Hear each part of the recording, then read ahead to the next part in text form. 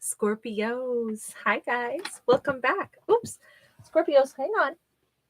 You know what? That was weird. So I was going for a totally different deck, but when I picked it up out of my little rack, it pulled two cards out of the Lenormand deck. And because it's like one deck selected another, we're going to keep these. I've never had that happen. So I feel like we should go ahead and roll with this. So we start out with the child, followed by the polar bear. This is like either someone is taking charge of their life on behalf of a child. It's like, hey, I'm going to have a kid, so I'm going to go ahead and I'm going to step up, and I'm going to really, this could also be someone who is saying, I found out that I have a kid and I'm really going to be there. Or this is somebody, this doesn't have to be about a real live child. This could be about someone's hopes, wishes, dreams, and goals. And they are so serious about it now. The polar bear is like a position of authority. This is somebody who's taken charge of life. They are going after what it is that they want. But it's because there is a sense of wonder. There's a sense of like, wow, this feels so good. This feels so so exciting. Oof. Wow. Okay. These are really bad shuffles that I'm doing. It's been a funny, like those I basically knocked off the top of the pile with my thumb, but they landed in my lap. I'm going to go ahead and keep them. We have the High Priestess in the reverse, and we have the Queen of Wands in the reverse. This right now, this reading feels like there's unexpected things, and then there's like messy things that keep yielding results anyway. Like every time somebody fumbles, something else. It's like, have you ever dropped a phone and somehow magically you pick it up and it turns out it dialed somebody? You know how it fell, it bumped something, and now you're actually calling somebody that you didn't intend to call. And you're like, well, they're answering now. So it's like, hi, I didn't mean to call you. My phone, I fumbled it, I dropped it. And the person on the other end of the line goes, well, that's great because I was actually just thinking about calling you. It's like weird crossovers of things are happening right now that keep because there's an element of like magical influence here, right? There's something where it's like, wow, there's something special that is promoting these things to happen, and it's good stuff. But at the same time, the fact that we have the High Priestess in the reverse, this is somebody has suddenly become very aware that in this case there has been a lack of integrity. They have dealt with a person who is maybe in like a karmic cycle of their own, or this is an individual someone who is rather jealous has suddenly recognized, you know what, I think so and so is making other choices in their life. It's like because this is like secrets being revealed. So I think this is happening in two directions. I think someone is aware that an individual was maybe kind of toxic, maybe stuck in kind of some bad behavior. Meanwhile, that toxic person might be being aware or becoming aware that someone is maybe moving onward from them or moving toward something else, something better, something healthier. It's interesting. Or someone's catching on to the fact that there is some kind of a karmic cycle. Tell me about that Queen of Wands. But it's almost like it happens through like almost unexpectedly. We've got the the coins, blah. What is going on? We have the 9 of coins, no queens. And we have the Judgment card in the upright. This is to clarify that Queen of Wands, which is why I keep wanting to say queen. This could actually be a situation. This changes their story quite a bit. This queen might actually be in a difficult place in her life. This queen sometimes this is about someone who doesn't feel very powerful. They really may have had a significant loss in their life. They may need assistance. And it's as if maybe this is a father who's coming to help their child. Maybe they suddenly got some intuitive hit that I think my baby needs me. I think something about this, like I know the tone of my daughter or my son. I know when their voice sounds like something's not right. And I need to go. Maybe we've had problems. Maybe we haven't been talking much, but maybe I saw a picture of them online, or maybe I saw one of their baby pictures unexpectedly, and it just made me feel like, God, I miss my kid. My kid's an adult now, but I feel like going toward them. And it turns out their kid had been thinking, oh, mom or dad, I wish you'd show up and give me some advice here. I could really use some help because I'm in a low spot right now. I got to say, this could also be about lovers. This could be someone like the mother or father of someone's child. They really start thinking about them.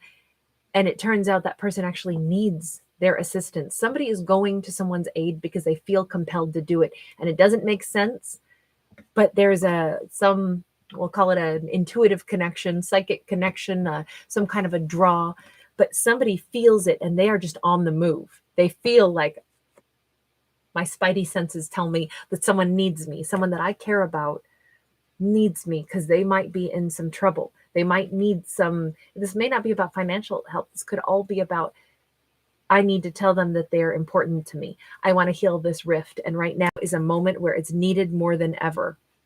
I would say this is one of those wonderful stories where it's like when we feel compelled to reach out to somebody and tell them that we care about them, I feel like if that bubbles up in someone, there's probably a reason to say it at that moment in time, because that might have been a moment where the person that we're connected to, whether it's a friend or a lover or an ex or a family member or a sibling or a son, daughter, mother, father, whatever it is, if we suddenly have this thought like, I care about that person, maybe I need to reach out and just tell them. I don't know why, but maybe they need to hear those words right now. There are times in people's lives where that is the thing that revives their energy and helps them like get through a really tough moment of a really tough day where they were just sinking.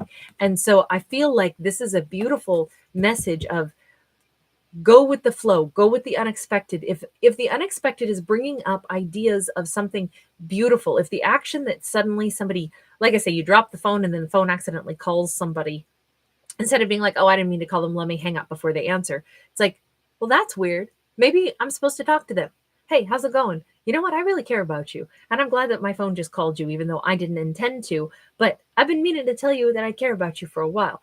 And you don't even know, but that might have been just the thing to roll with. When the thought strikes, go with it. If it's promoting positive words to come out or positive emotions to be expressed, because all of this is an unexpected, somebody feels compelled to do something positive, but it turns out it's because they were answering a higher call. I like this. I like this a lot. Tell me about the higher call. Oh, 5 of Cups in the reverse.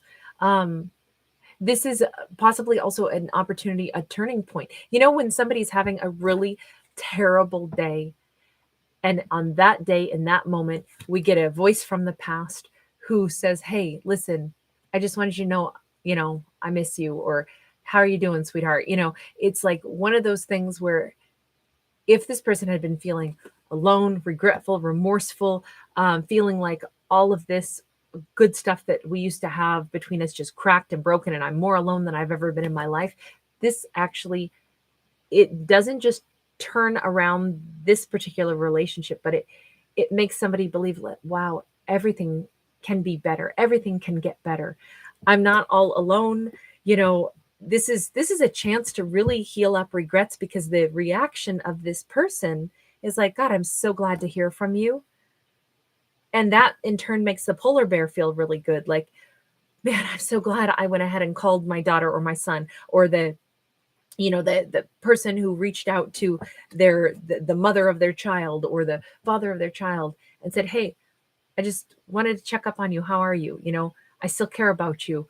That could have been something that is so amazing, because the reaction is like, that changed everything. In fact, these two, if this is about lovers who had not been together in a while, but one of them just reaches out, not intending to like, hey, I want to start stuff up with you, but just because it's like, I care about my ex. And for some reason, I'm wondering if they're doing okay. I'm just going to ask, are you doing okay? It's funny because that action could actually turn this into, if nothing else, like an amazing restoration of a friendship between these two. And hopefully all lovers had friendship at some point, right? Now, granted, we don't know how things ended, but right now, this looks like a relationship that this didn't end hideously, but there might have been, some some strife here, but it's not like, oh, somebody lied, cheated, and hurt another person, and now they're like, months later going to be like, hey, so how are you doing? It's like, well, I'm doing horribly because of what you did to me. That's not what this story is. This story is not a situation where there was like intentional hurt or manipulation or anything like that. But these two could have been lovers once upon a time, and one person is reaching out to the other just to be like, hey, how are you? And it's like, I know that this person is genuinely reaching out to ask how I am because they actually genuinely care about me. It's not, and they're not the person that, damaged me. Even if we didn't end terrific, we didn't end in horrible drama either. This person is a kind person who cares about me, or I care about them. And it's understood.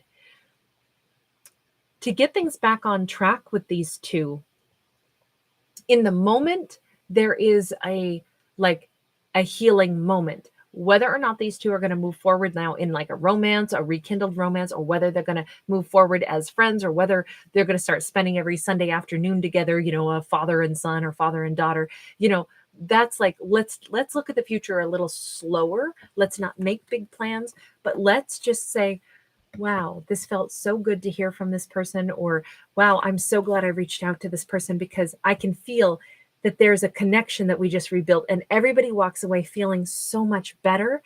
But we don't know exactly what the future holds, but we know we can talk about that later. We've opened a doorway to communication again. And it is because somebody reached out to an individual because they listened to their intuition, because there was a moment where they were just like, I can't stop thinking about this person. I got to reach out to them. So either we're reaching out to someone or they're reaching out to us. But it is that energetic connection where it's like, wow, we do have something special, and there is a genuine caring here. 8 of Swords and the Knight of Coins. To talk about the future, like, we're not ready to do that. We're not ready to plan even when we see each other again, or how often we're going to talk, but it's going to happen.